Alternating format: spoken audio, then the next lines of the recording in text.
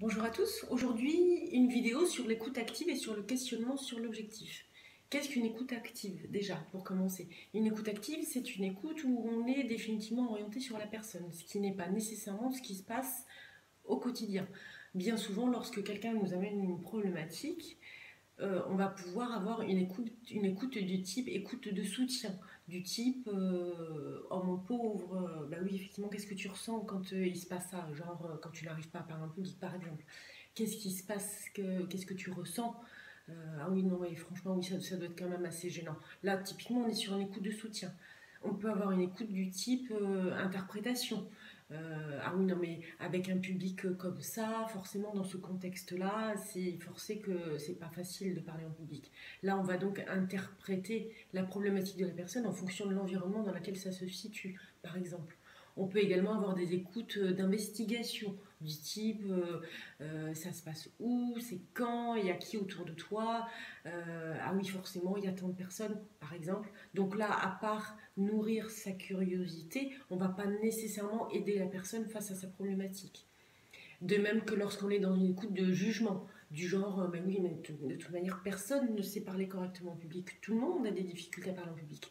Donc là, on vient coller ses croyances à la personne. La personne en face n'a pas forcément les mêmes, sans quoi elle n'aurait pas cet objectif-là. Et là on n'est pas aidant, on va plutôt créer de la résistance. De même que quand on fait du conseil, du genre, ah mais quand tu pars en public, tu vois, il faut se tenir comme ça, comme ça, comme ça. Là, donner des conseils et une fois de plus coller sa carte. Et là encore, on va plus créer de la résistance que de l'aide pour la personne. Être dans une écoute active, quand quelqu'un vous amène un problème, c'est vraiment focus sur ce que dit la personne. Faire complètement table rase de ses préjugés, de ses croyances, de son vécu, de son expérience qu'on aimerait tellement faire part à la personne. Mais non, on ne dit rien. On est là simplement pour l'écouter. On est complètement branché externe sur la personne.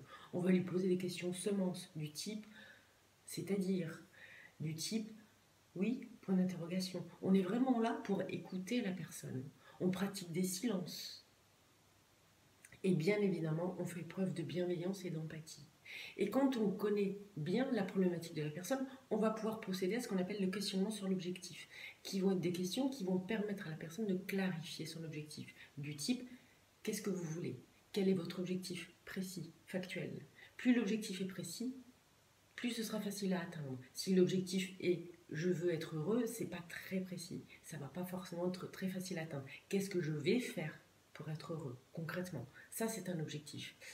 Ensuite, est-ce que cet objectif dépend de la personne? Est-ce que ça dépend de vous? Si l'objectif, c'est je souhaiterais que tout le monde soit hilar en face de moi quand je prends la parole, ça dépend pas de vous. Ce qu'il faut, c'est qu'est-ce que moi je vais mettre en place comme comportement, comme capacité, pour que les personnes en face soient là lorsqu'elles m'écoutent, par exemple. Troisième question qu'on va poser, c'est dans le contexte, vraiment le contexte précis. Encore une fois, plus c'est précis, plus c'est réalisable. Une question importante également, c'est justement qu'est-ce que ça va vous apporter d'important?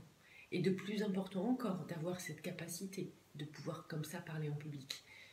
Qu'est-ce que vous allez penser de vous à ce moment-là? Quelle identité vous avez de vous à ce moment-là? Ça, c'est super important. Ensuite, quel est l'inconvénient? Si tant est qu'il y a un inconvénient, quel est-il? Si jusqu'à maintenant vous n'avez pas réussi à le faire, peut-être que ça apporte quelque chose, qui a un bénéfice secondaire, c'est lequel? Il faut le chercher. Et à ce moment-là, il faut tenter d'y répondre d'une manière ou d'une autre.